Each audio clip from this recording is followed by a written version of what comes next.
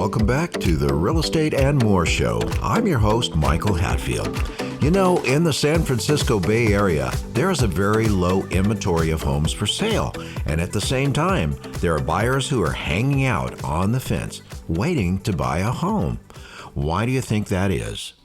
As the total number of buy-sell transactions have declined year over year, there has not been a significant housing market decline, and home prices have remained relatively stable. What are the reasons homeowners are not selling and buyers are not buying?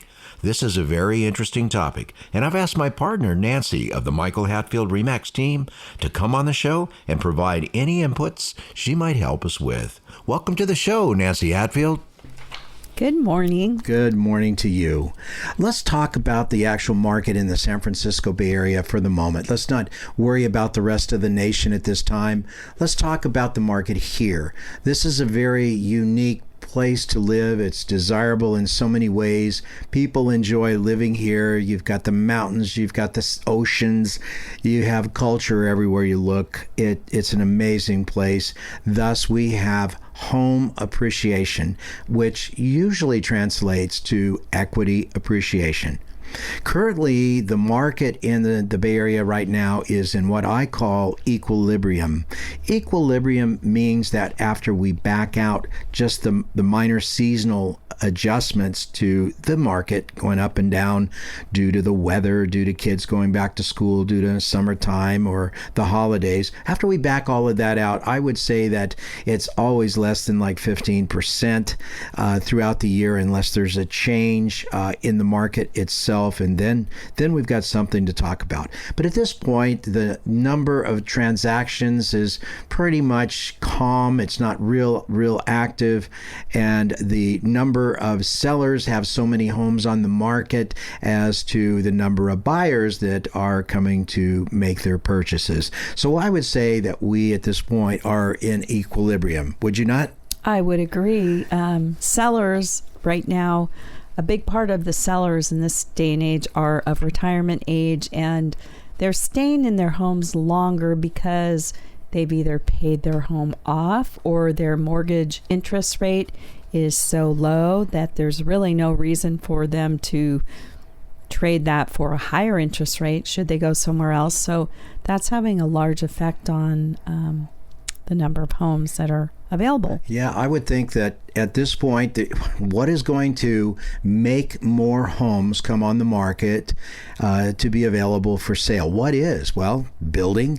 There's not a whole lot of building going on at the moment in the Bay Area. Mm-hmm. There's no inducements to the sellers at this point. There's no real big tax incentives that could be placed there to where it would defer or lose part of the capital gains that would have to be paid.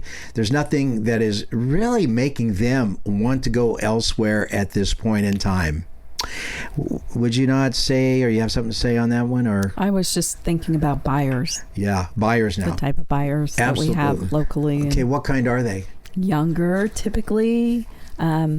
Maybe millennial. Sometimes people refer to the younger buyers as a millennial age group. Tech workers, because of the Bay Area being such a specialty area. So the Fed rate, which is different than the mortgage interest rate, started at April of 2022 at pretty close to zero and has went up to 5.3% today.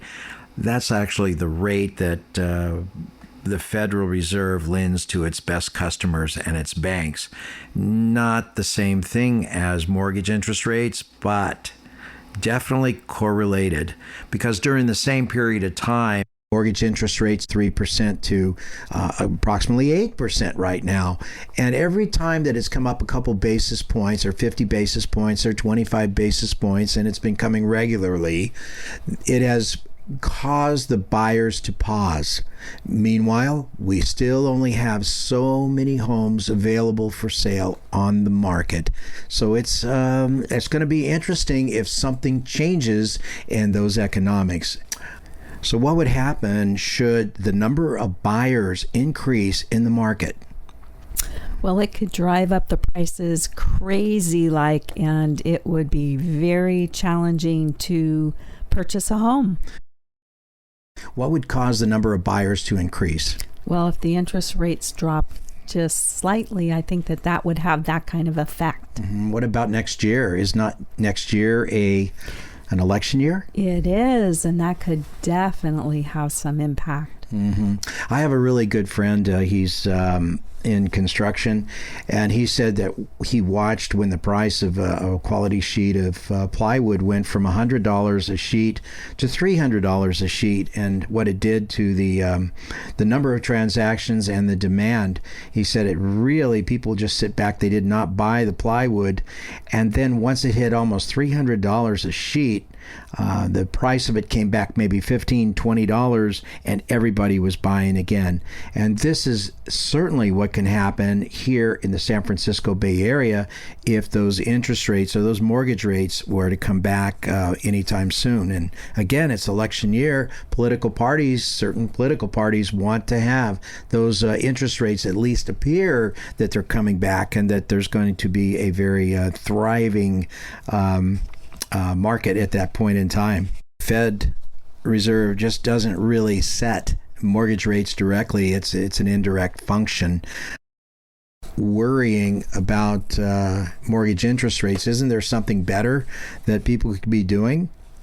I agree. Actually, there is. That homebuyers should focus on what they can control, like getting the best rate that they can for their particular financial situation.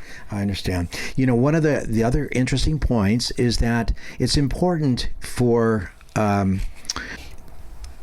being able to afford a loan, a good loan, is really important because, as we know, one person may have better credit, may have better payment history. They may qualify for a lower rate than another person because those interest rates change by institution, and they also change every day. So what could a buyer do, Nance, to help them qualify for the lowest rate available? Well, of course, a buyer could take steps necessary like working on their credit scores, which they have a lot of control over, and then also saving for down payment just as much as they could save, and that would be very helpful in that kind of situation. Comparing rates and fees and all of that from various lenders, just being as on it as you can to get the best deal for yourself. That when a buyer is interested in purchasing a home, they get with a really experienced, qualified lender, and they try to minimize the mortgage costs right at that point in time. And by the way, mortgage costs for a 30-year loan at this moment, fixed rate, is roughly almost 8%. And everyone says, oh my gosh, 8%, and that's so high. And it is high in our mind, but if you can qualify, you have the income to qualify, then right now just may overshadow these mortgage interest rates at 8%, because, by the way, the 50-year average is 7.72%, and they've been a whole lot higher in the past. Yep. So, if you're going to be a buyer, I think right now may be just a wonderful time to consider, jumping out there and doing it. If you have the ability of very high income, take a 15-year fixed mortgage, you're going to knock off a point or two just because it's 15-year payback as opposed to the 30-year fixed mortgage. Which sounds a lot better than maybe a 30-year if you don't need a 30-year. Mortgage rates have been volatile for some time now, and while they could eventually start trending down over the next 6 months to a year as inflation growth continues to cool, their path is probably going to be bumpy, I would imagine. Yeah. One of the cool things that people just keep forgetting or not recognizing is the fact that you can go in and buy a home with 5% down, provided that you have the income to qualify. And instead of waiting for 8 years to save up that 20% down to make your purchase, and by that time the value of the property has appreciated considerably higher. So now you're saving for 20% down on a greater purchase price. So 5%, get in there, get your home and get it started to appreciate in value, thus appreciate your own equity. We had a lady that used to give seminars. She was a very interesting elderly woman, and she would say, yeah, get in there and Get that appreciation. free money. Now, Few words about the housing inventory, the mentality of potential sellers, and the reason why they're not putting the homes on the market is because, as Nancy had said earlier, that you can't just take a home, sell it when you have a 3% mortgage rate on it and go and buy something and pay 8% mortgage and come out really that well. You'd have to sell it, take the cash, and go do something like that with it. Right. So a lot of people are just kind of sitting on the sidelines. And I know buyers are reluctant because I believe it is a great time to buy and a great time to sell also, as the home prices are still attractive for sellers. we're going to take a short break. Be right back. Welcome to the Real Estate Minute with RE/MAX expert Michael Hatfield.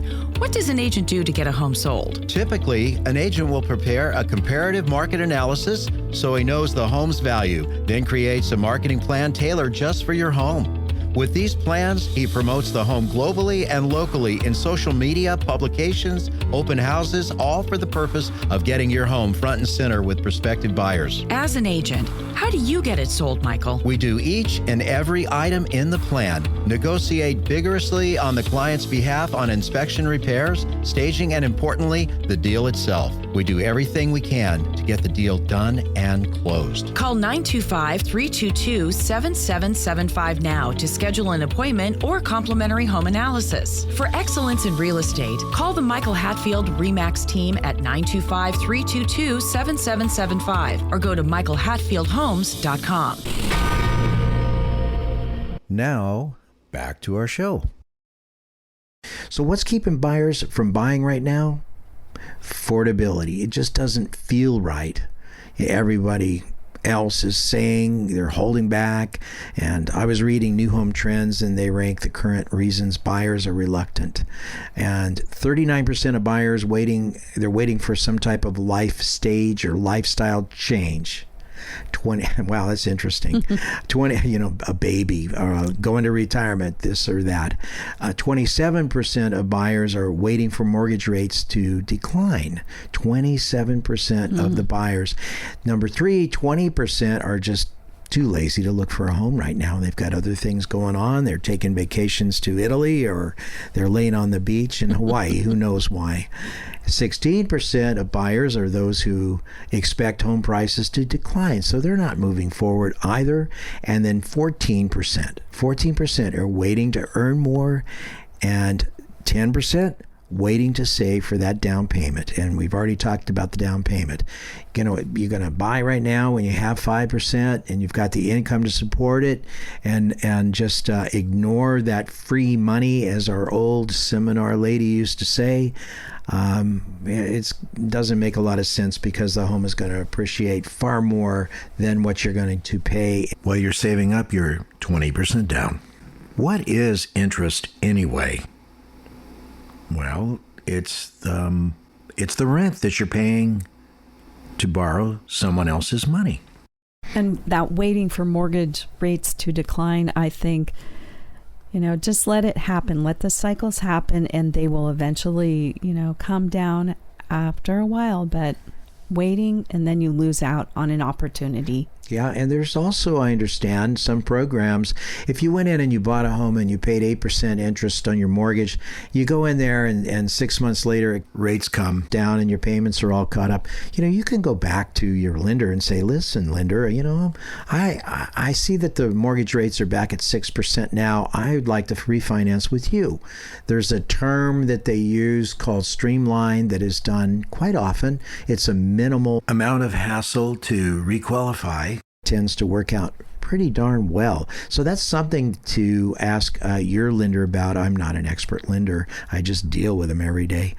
Sometimes good, sometimes bad, depending on what's needed. But I keep thinking about 5% down payment. If you got that money and you can afford the payment and you feel good about it, get your real estate person, Go find your house, get your feet wet, and get into this California, San Francisco Bay Area housing market. I think you'll just do so much better by doing that. Obviously, get your own professionals to advise you before moving forward. So a home is likely to appreciate substantially in an 8-year period. How much home value? Thus, how much home equity appreciation would one likely expect on their home in 8 years? Well, if you took 8 years back and you went back to 2015 and you looked at how much the home that you had that you paid $500,000 for, how much it went up, you would be in a state of shock. A whole lot. I would say that most of the wealth building that people do, investing in their home, one of the best financial acts that they do. I would agree. So waiting for that 8 years to get a 20% down, to save up 20% down, might not be a great thing. So as an aside, let's say a buyer today buys at $800,000, then the market does seasonally adjust. I'm saying that I've seen this happen, I've felt this happen, and my thoughts to homeowners that have just bought and the market goes down, we are all in this sea called the market, and we have to be used to it. You simply enjoy your home. Buy your home, enjoy it, and wait. In the San Francisco Bay Area, historically, it's telling you that all you need to do is wait, and you will make money on your home. But enjoy your home. That's why you buy it, to raise your children in, to raise yourself in, to enjoy a glass or two of wine, whatever you like, but go in and buy it. So that's all I got to say on that one for the moment. Renting. What about renting? The issue with renting a home is that as a non-home owner, your hat is not in the ring to receive that home appreciation, thus equity appreciation we've been talking about. And you don't have any tax benefits such as mortgage interest deduction nor depreciation. And those are substantial. They are substantial. And the rents over the last 60 years in, the Bay Area, I don't know what they were in the 60s, but now they're up there. So I'd rather be paying myself. In 2015, an example says the rent was, an example would be $800 a month. Today, nationally, and that's not here in the Bay Area, because to here it would be more, the rent would be likely be $1,200. So that's only since 2015, and it's not really here in the Bay Area, because I would say in the Bay Area, the amount of it would cost you to rent that same home that you rented in 2015 would be considerably more than that. I agree. Rates this year, what is my crystal ball? What is your crystal ball? I think they're going to go a little higher before they come back a little. And that's another reason to buy now if one can. Don't wait until something changes and the price of the home goes so high that you can't afford it.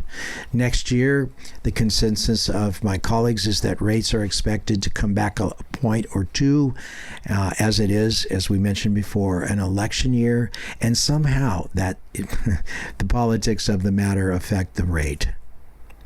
So with that in mind, if rates do come down just a little bit, I would say that there's going to be many buyers crowd into the market to buy a limited number of homes that are already very few on the market. So ask yourself, just what will happen to home prices then?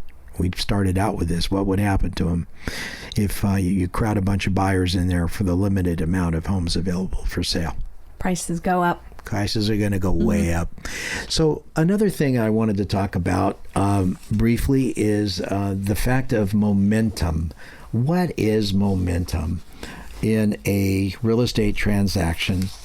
Well, it's quite important. Momentum is the heartbeat of how fast a buyer really wants to purchase a home. Some buyers want to be in that home yesterday. Some say next August. Some say now is just fine, and they're somewhat lackadaisical. In this market where we still have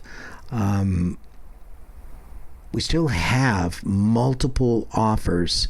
I would say that it's more of a hostile environment than we've seen in some time, less transactions. If this home that you're interested in is a desirable home, I'd say get out and get it. But we have to take into account the heartbeat of that buyer. One reason they might not be in a hurry is they have 3 months left on their lease and would like to be in a home in 3 months. So you have a heartbeat that says bump, bump, bump. And as an agent, you think you have a little time to make this work for them to their benefit. But all of a sudden, you sense that heartbeat has picked up speed and it's going bump, bump, bump, bump, bump, bump, bump, bump at a much faster rate. And agents have to be very attentive to that change in that heartbeat. We had some first-time home buyers in this situation. Nancy remembers this. We did. You want to tell the story? No, you're a great storyteller. No, I don't know about that. It was more of a bump, bump, bump, bump, bump, bump. And then all of a sudden, the heartbeat changed significantly. It was going bump, bump, bump, bump, bump, bump, bump, bump. We couldn't figure out what lit them off, but they became so excited to get their home and so anxious to be in their home that they put a bit of pressure on us to make it happen. And then once we got them into contract with the home of their dreams, we actually went out to dinner, and as we are already seated, the lady, it was a young family, first-time home buyers, as we were sitting there, as she went to pull her chair back, her raincoat pulled aside, and she was pregnant.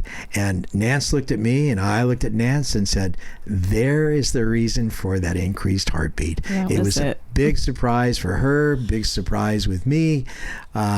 Lady was with child, so they wanted to have their child in their new home. Thus, the heartbeat had changed, and we had to adapt to it as experienced agents. It was really good. It was exciting. Exactly. So we have buyers each who have their own heartbeat, and one of the things that we have to be really careful for is the fact that it's hard when there's limited inventory to provide a satisfactory home for what the buyers feel they have to pay for it. So with that in mind, we have to go out there and we have to overturn every bush to try to find that particular home.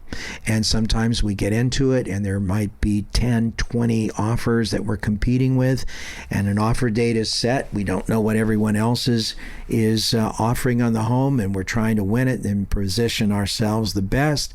And if you have a couple of those turn downs, sometimes it takes the heartbeat of your buyer and kind of slows it down a little bit and makes them feel like, oh, I can't do this. But actually, they should be doing the exact opposite. That's right, Michael. They should be going at it with gusto to find that right house and just push the power and get moving, and they will succeed. Yeah, absolutely. At some point, the house that is satisfactory for them will come along. It might not be their dream house and the end all houses for them in their life, but at least get that home appreciation, get that equity appreciation, use your mortgage interest deduction and your depreciation, and have it work for you and build wealth in your own home while you're enjoying it, instead of just going out and paying rent month after month after month and not getting really anything for it. Remember this lady that was in our seminars. She would always say, get into your home. While you're in your home, you're getting free money. Free money, meaning that the value of the home is going up historically, and that as it goes up, your equity in the home goes up, and you have value in that particular home. Great advice. Great advice, yeah. So I would say that anyone that is really paying attention right now, this moment, should seriously consider moving forward and buying their home now, before all of the buyers are coming to the plate with induced by a little bit of a drop in interest rates.